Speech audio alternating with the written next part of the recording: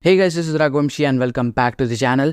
Today we are going to discuss how to use the inspect element on Android. If you don't know what is the inspect element, I'll tell you what is it. It is used to find the source code and code format of a website. It is only used in PC, but today we'll see how to use it on Android.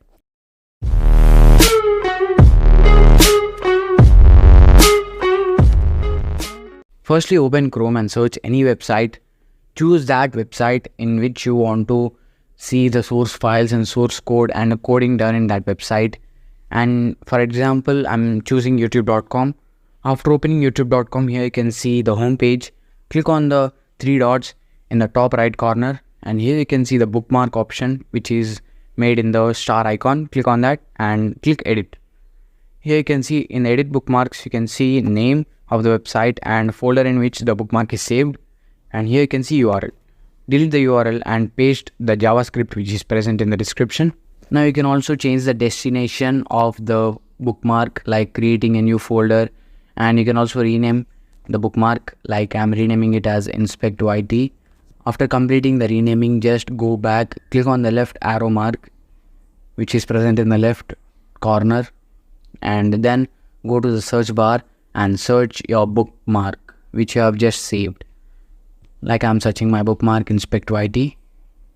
After opening it, you can see an icon which is made into your screen, like a black settings icon. Just click on that. After clicking on that, here you can see now you can inspect on Android also. Like you can see, we can inspect this website, web page.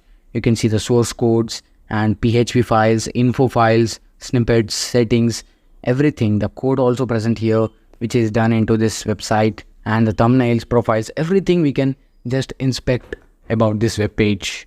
If this trick is not working on your device, just go to Play Store and download Kiwi browser.